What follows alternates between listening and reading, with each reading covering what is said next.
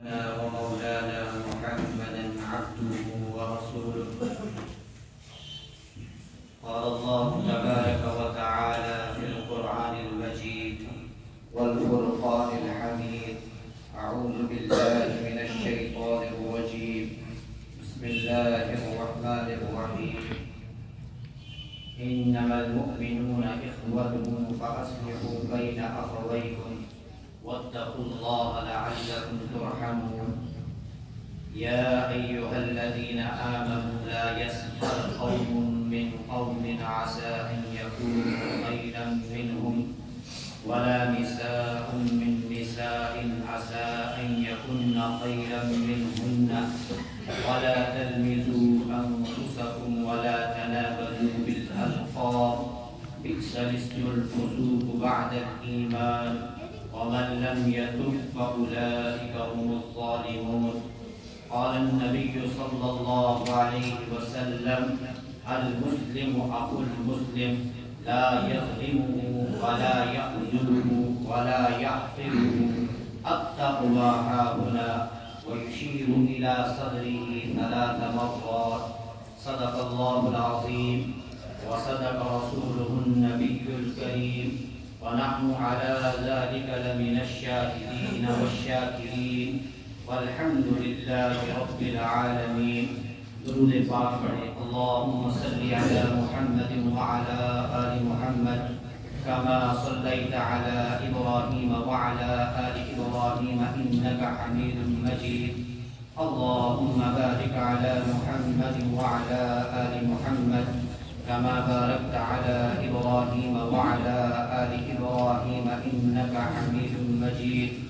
اللهم صل على محمد وعلى آل محمد كما صليت على إبراهيم وعلى آل إبراهيم إنك حميد مجيد. اللهم بارك على محمد وعلى آل محمد كما باركت على إبراهيم وعلى آل إبراهيم إنك حميد مجيد.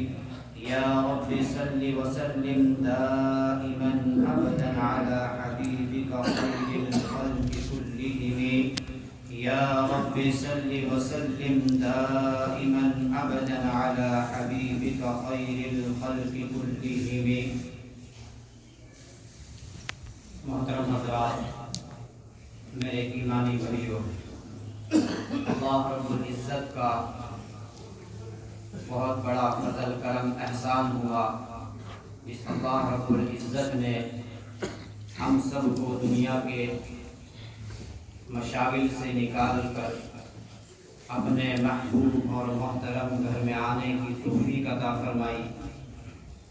مزید کرم ہوا، تھوڑی دیر کچھ کہنے اور سننے کی توفیق عطا فرمائی. اللہ رب العزت مجھے صحیح کہنے کی اور ہم سب کو اس کے اوپر عمل کرنے کی توفیق عطا فرمائے. کئی جمعہ سے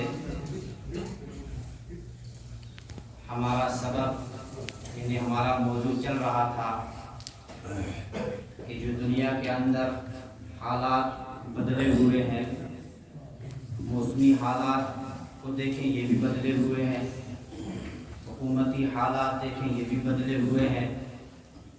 اس سے بھی تھوڑا اور نیچے نظر دوڑائیں تو گھر گھر کے حالات بدلے ہوئے ہیں، بھائی بھائی کے حالات بدلے ہوئے ہیں، بھائی بہن کے حالات بدلے ہوئے ہیں، باپ بیٹے کے اولاد حالات بدلے ہوئے ہیں. پتہ چلا اوپر سے اوپر اگر نظر دوڑائیں تو بھی حالات انسان کے مخالف، نچلی سطح پر نظر رکھیں تو بھی حالات مخالف. ایک ہمسایہ دوسرے ہمسائے کو برداشت نہیں کر پا رہا، یہ بھی علامت اس کی کہ حالات بدلے ہوئے.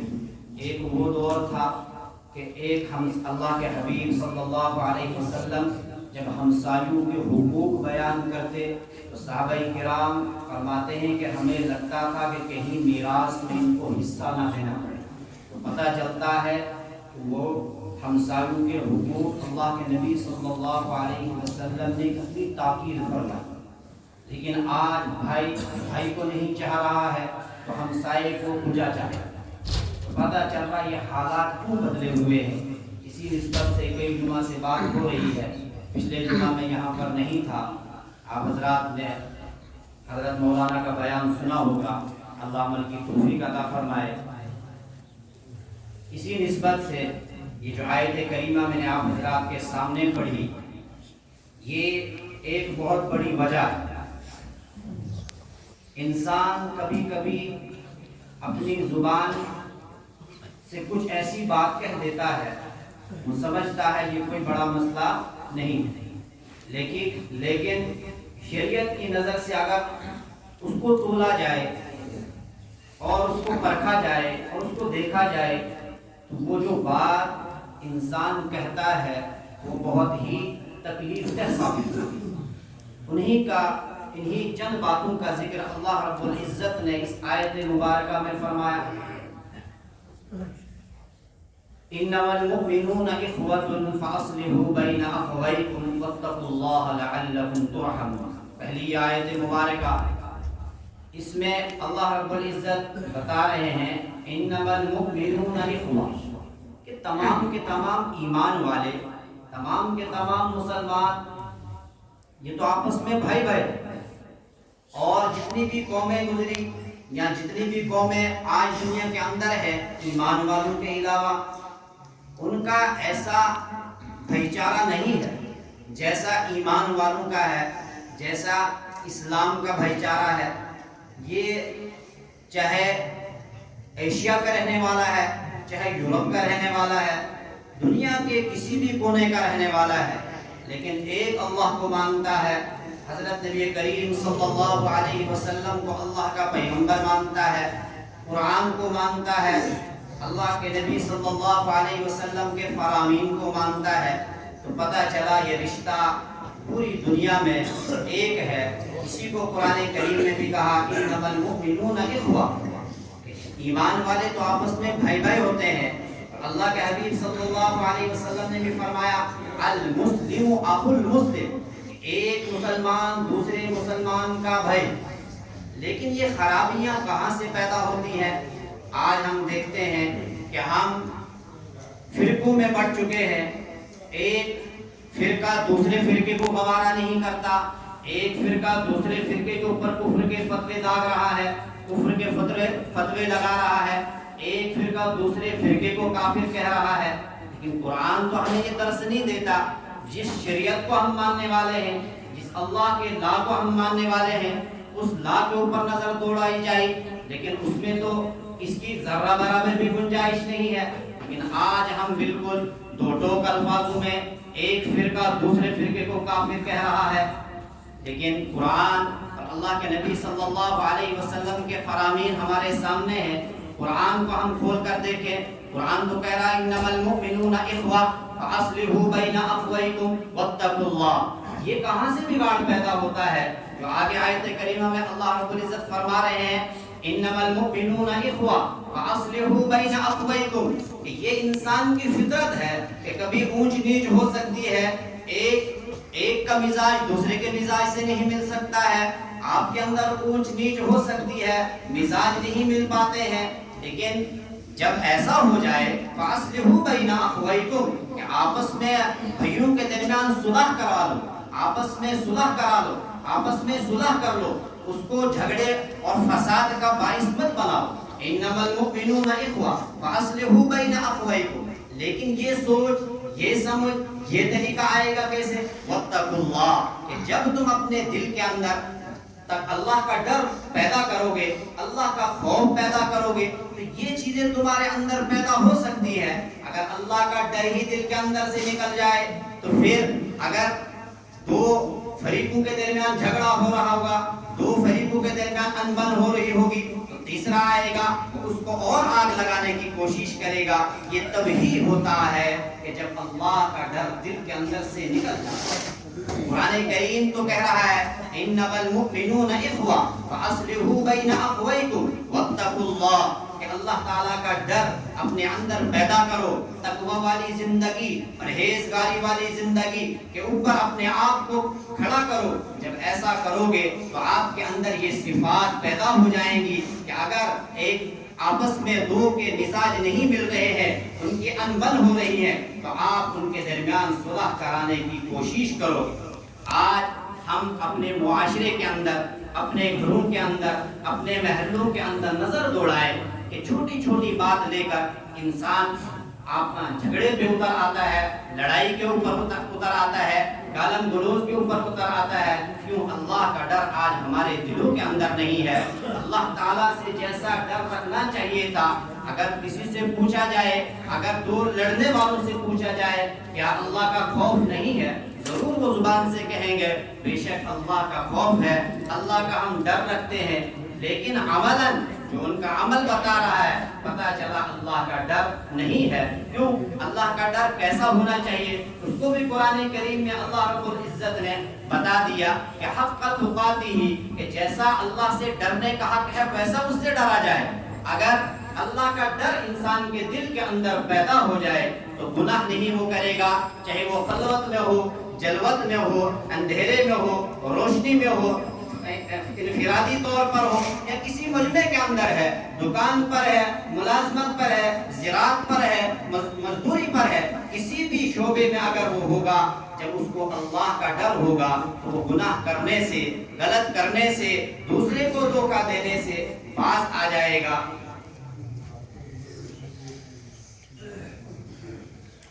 تو سب سے بڑا مسئلہ کہ جو اللہ کا خوف، اللہ کا ڈر، اللہ کا استحضار، آخرت کا استحضار انسان کے دل سے جب رخصت ہو جاتا ہے، پھر یہ تمام صفات جو ایک ایمان والے کے اندر ہونی چاہیے یہ رخصت ہو جایا کرتی ہے۔ انما المؤمنون اخوہ فاصلحوا بین اخویکم واتقوا اللہ لعلکم ترحمون، کہ جب اللہ کا ڈر، اللہ رب العزت فرما رہے ہیں جب تمہارے دلوں کے اندر میرا ڈر آ جائے اور تقوی والی زندگی تم گزارنے لگ جاؤ تو شاید کہ اللہ رب العزت رحم فرمائے۔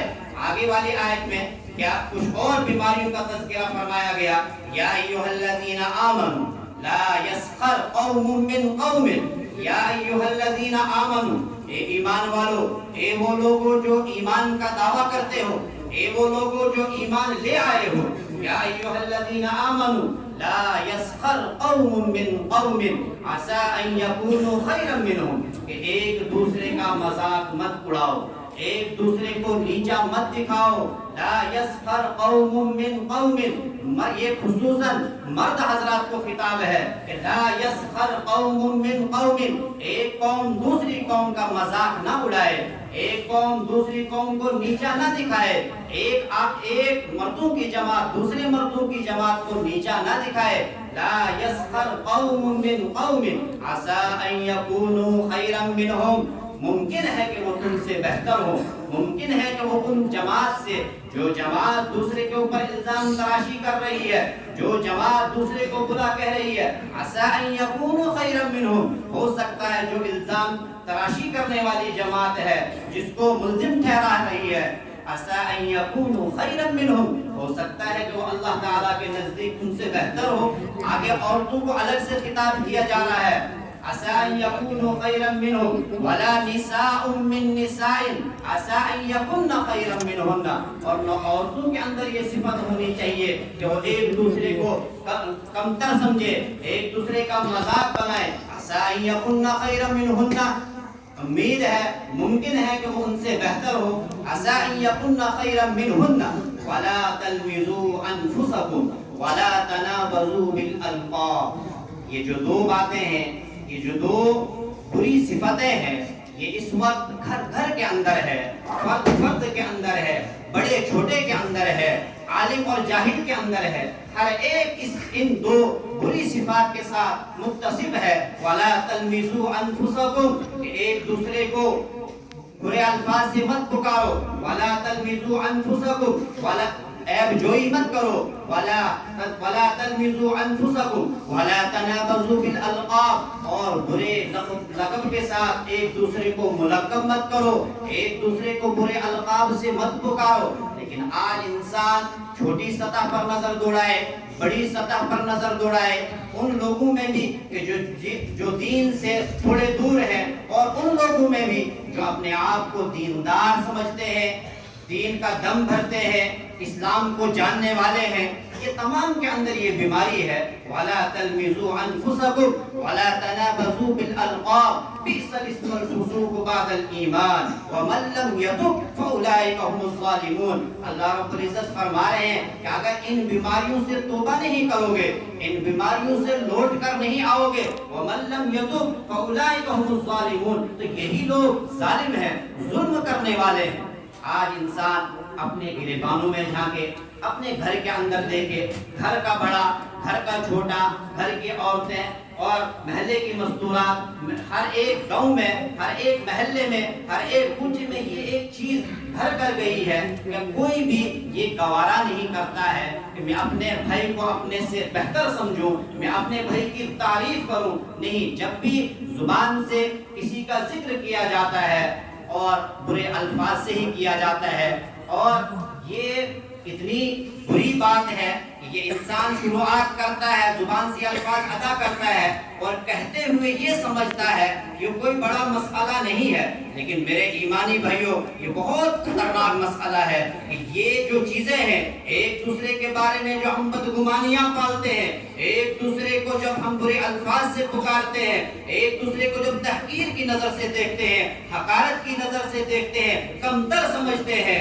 تو ضرور یہ انسان کی فطرت ہے کہ وہ آگے سے پھول تو نہیں برسائے گا، بلکہ وہ بھی پلٹ کر وار کرے گا، اور باتوں سے یہ مذاق سے کہانیاں شروع ہوتی ہے، لیکن یہ دشمنیوں تک اتر جاتی ہے، اور یہ ایک فرد دو فردوں کے درمیان کی بات ہوتی ہے، لیکن یہ جماعتوں تک پہنچ جاتی ہے، یہ پھر خاندانوں تک باتیں پہنچ جاتی ہے۔ اس لیے اللہ رب العزت نے دو الفاظ میں فرمایا کہ یا ایھا الذین آمنوا لا یسخر قوم من قوم عسى ان یکونوا خیرا منهم، کہ ہو سکتا ہے وہ تم سے بہتر ہو۔ تو بہتر کا مطلب کیا ہے کہ دنیا کے حساب سے نہیں ہے۔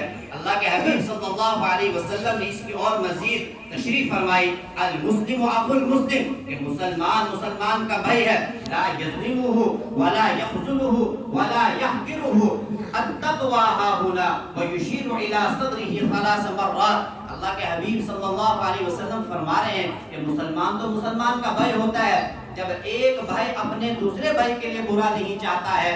اگر ایک بھائی کے سامنے دوسرے بھائی کی تحقیر کی جاتی ہے، اس کو تذلیل کیا جاتا ہے، تو دوسرا بھائی اس کی طرف سے لڑنے پہ کھڑا ہو جاتا ہے۔ کہا اے ایمان والو، تم تمام کے تمام ایمان کے رشتے کے بھائی ہو، تم تمام کے تمام بھائی ہو، تم کیسے یہ برداشت کر پاتے ہو؟ تم کیسے اپنی زبانوں سے، تم کیسے اپنی زبان کے غلط استعمال کرتے ہو؟ ایک دوسرے کی تحقیر پہ اتر آتے ہو، پھر لڑائی اور جھگڑے پہ اتر آتے ہو۔ المسلم اخو المسلم لا یظلمہ، مسلمان کا بھائی ہے، لا یظلمہ، نہ تو وہ اس کے اوپر ظلم کرے گا، ولا یخذلہ، اور نہ اسے ذلیل کرے گا، ولا یحقرہ، اور نہ اس کو حقارت کی نظر سے دیکھے گا۔ التقوی ھاہنا، اللہ کے حبیب صلی اللہ علیہ وسلم فرما رہے ہیں التقوی ھاہنا، کہ دل کی طرف، راوی فرما رہے ہیں کہ دل کی طرف اللہ کے حبیب صلی اللہ علیہ وسلم نے اشارہ کر کے فرمایا التقوی ھاہنا ثلاث مرات، 3 مرتبہ اس لفظ کو دہرایا کہ التقوی ھاہنا، التقوی ھاہنا، کہ تقوی تو دل کے اندر ہوتا ہے، کہ جب دل کے اندر اللہ رب العزت کا استحضار ہو، آخرت کا استحضار ہو کہ مجھے اس دنیا کو چھوڑ کر چلا جانا ہے، اللہ رب العزت کے یہاں ایک ایک چیز کا بتانا ہے، جواب دینا ہے جو میں نے دنیا میں کیا ہوگا۔ فَمَن يَعْمَلْ مِثْقَالَ ذَرَّةٍ خَيْرًا يَرَهُ وَمَن يَعْمَلْ مِثْقَالَ ذَرَّةٍ شَرًّا يَرَهُ، ذرہ برابر بھی نیکی نہیں چھپائی جائے گی، وہ بھی وہاں دکھا دی جائے گی۔ ذرہ برابر خیر کیا ہوگا وہ بھی وہاں پر دیکھنا پڑے گا، اس کا بھی سامنا کرنا پڑے گا۔ جب اللہ کا استحضار ہوگا، اللہ کا خوف دل کے اندر ہوگا، تو ان تمام بیماریوں سے اپنے آپ کو انسان بچانے میں کسی نہ کسی حد تک کوشش کرے گا، اور جب کوشش کرے گا، اللہ رب العزت قرآن کریم کے اندر ہی فرما رہے ہیں کہ جو شخص کوشش کرتا ہے اپنے آپ کو صحیح راستے پر ڈالنے کی، اپنے آپ کو صحیح راستے پر چلانے کی، برائیوں سے اپنے آپ کو بچانے کی، تو ہم اس کی رہنمائی فرماتے ہیں، ہم اس کے لیے آسانیاں پیدا کرتے ہیں۔ لیکن انسان چاہے تو انسان کوشش تو کرے، لیکن انسان کوشش نہیں کرتا ہے۔ تو یہ 2 الفاظ، یہ دو صفتیں یہاں پر بتائی گئی، یہ آج ہر ایک کے اندر ہے، میرے اندر بھی ہے، ہر ایک کے اندر ہے، کہ میں جب بھی کسی کا تذکرہ کروں گا، جب بھی کسی کا ذکر کسی مجلس میں کروں گا یا کسی فرد سے کروں گا تو حقارت کی نظر سے ہی کروں گا، نیچے دکھانے کی نظر سے ہی کروں گا، اس سے دشمنیاں پھیلتی ہے۔ یہ تو پہلے دو آدمیوں کے درمیان ہے۔ اور دوسری حدیث اللہ کے حبیب صلی اللہ علیہ وسلم نے فرمایا، ایک تو ہوا اپنے ایمان والے بھائی کا احترام، یہ تو انسان کے اوپر ضروری ہے، لیکن انسان اس کو بھی پسے پشت ڈال دیتا ہے۔ لیکن دوسری طرف اگر ایک حدیث کے اوپر ہم غور کریں، اللہ کے حبیب صلی اللہ علیہ وسلم نے فرمایا کہ کسی بھائی کے اندر کوئی برائی ہے، کوئی بیڈ ہیبٹس ہے، میں اس برائی کو تیسرے سے ذکر کر رہا ہوں، یہ تو غیبت کے اندر شمار ہوتا ہے۔ اور غیبت کے بارے میں اللہ کے حبیب صلی اللہ علیہ وسلم فرما رہے ہیں، الغیبت اشد من الزنا، کہ غیبت تو زنا سے بھی بدتر ہے۔ اگر کسی کو زنا کی دعوت دی جائے گی، وہ کہے گا آپ کا دماغ تو ٹھیک ہے، لیکن دوسری طرف غیبت دن بھر پیٹ بھر بھر کے انسان کر رہا ہے۔ زبان کا اکثر اوقات اکثر استعمال غیبت کے اندر ہم کرتے ہیں، اس وقت ہم زنا کو تو گناہ سمجھ رہے ہیں، لیکن غیبت کو تو کوئی گناہ ہی نہیں سمجھتا ہے۔ اور غیبت کے بارے میں تو اتنی سخت وعید اللہ کے حبیب فرما رہے ہیں، الغیبت اشد من الزنا۔ ایک طرف تو اپنے ایمان والے بھائی کا جو احترام، المسلم اخو المسلم، ایک دوسرے کا جو احترام ہمارے اوپر ہے کہ ہم ایک دوسرے کا احترام کریں، ایک دوسرے کو ادب کے ساتھ پیش آئیں، اس کو تو ہم پسے پشت ڈال دیتے ہیں، لیکن دوسری طرف ہم دوسرے گناہ کے بھی ارتکاب کر جاتے ہیں کہ ہم ایک اپنے بھائی، ایمان والے بھائی کی غیبت کے اندر ملوث ہو جاتے ہیں۔ اور قرآن کریم میں اللہ رب العزت فرما رہے ہیں کہ یہ غیبت کرنا ایسا ہے جیسے اپنے مردار بھائی کا گوشت۔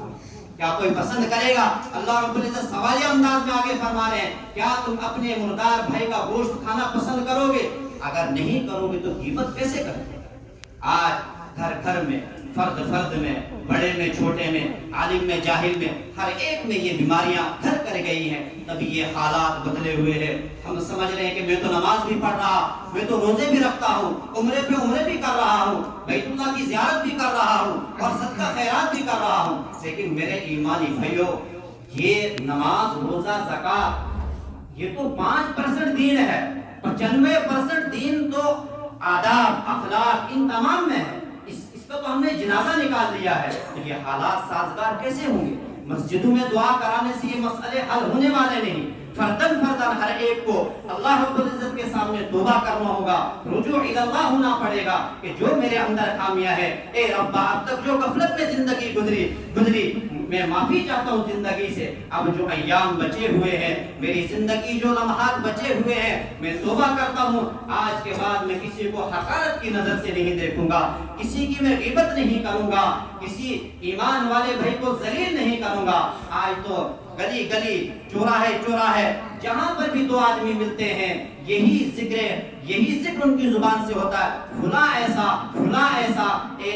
یہ بندہ کبھی یہ نہیں سوچتا ہے کہ میں کیسا، کیونکہ اپنے بارے میں انسان زیادہ باخبر ہوتا ہے کہ میں کیسا ہوں، میں نے تنہائی کیسے گزاری، میں نے خلوتیں کیسے گزاری، میں نے جلوتیں کیسے گزاری۔ میں اگر نماز میں اللہ رب العزت کے سامنے کھڑا ہوتا ہوں تو وہاں وہ میری نماز بھی کیسی ہے کہ امام صاحب نے سورت پڑھ دی، پتہ بھی نہیں چلا، کون سی سورت پڑھی پتہ بھی نہیں چلا، الحمدللہ رب العالمین سورت پڑھ دی، سورہ فاتحہ پڑھ دی، سورت پڑھ دی، تمام جو قرآت، جو چیزیں نماز کے اندر پڑھی جاتی وہ تمام کی تمام پڑھ دی۔ اس طرح جس طرح ایک فین کا بٹن ہم آن کر دیتے ہیں، کسی مشین کا بٹن آن کر دیتے ہیں، وہ چلنے کا کام شروع کرتا ہے، وہی آج ہماری عبادتوں کا حال ہے۔ بلکہ نماز کے اندر بھی یہی سوچا جاتا ہوگا کہ اب میں نماز کے بعد کس سے مجھے جا کر کس کے بارے میں مجھے غیبت کرنی ہے، کس کو مجھے ذلیل کرنا ہے، اور اس کو انسان فخر سمجھتا ہے کہ میں نے فلاں کو ذلیل کر دیا، میں نے فلاں کو رسوا کر دیا۔ یہ وہ بیماریاں ہیں جن بیماریوں کو ہم بیماریاں نہیں سمجھتے ہیں، اور انہی بیماریوں کی وجہ سے حالات بدل گئے ہیں۔ موسمی حالات کو دیکھا جائے، موسم بھی کروٹ لے چکا ہے، اور حکومتی حالات کو دیکھا جائے، حکومتیں بھی کروٹ لے چکی ہے، اور گھروں کے حالاتوں کو دیکھا جائے، بیٹا باپ کی نہیں سنتا، سیدھا دو ٹوک الفاظ میں جواب دیتا ہے، تو اپنا کام کر، میں بڑا ہو چکا ہوں، مجھے پتہ ہے، مجھے دماغ ہے، میں جانتا ہوں صحیح کیا ہے غلط کیا ہے۔ یہاں تک کہ بیٹی اپنی ماں کو منہ پھٹ جواب دے دیتی ہے کہ اماں مجھے پتہ ہے، تو شادی ہے، تیرا دور وہ تھا، آج ماڈرن دور ہے۔ میرے ایمانی بھائیو، یہ خرابیاں جب تک بڑے گھر کے بڑے اپنے آپ کو نہیں سدھاریں گے، کیوں؟ گھر کے بڑوں کا اثر چھوٹے دے دیتے ہیں. گھر کے بڑوں کا اثر، ایک تو وہ زبان سے جو ہم نے الفاظ کیے وہ تو بچے کیچ کر ہی لیں گے، لیکن دلوں کے اندر جو بھید ہمارے ہوں گے، دلوں کے اندر جو کفر بھرا ہوا ہوگا، اس کی تاثیر بھی بچوں کے اندر منتقل ہوتی ہے. اللہ رب العزت کہنے سننے سے زیادہ عمل کرنے کی توفیق عطا فرمائے. اس لیے توبہ کرنے کی ضرورت ہے. ہر ایک کو احترام کی نظر سے دیکھنے کی ضرورت ہے.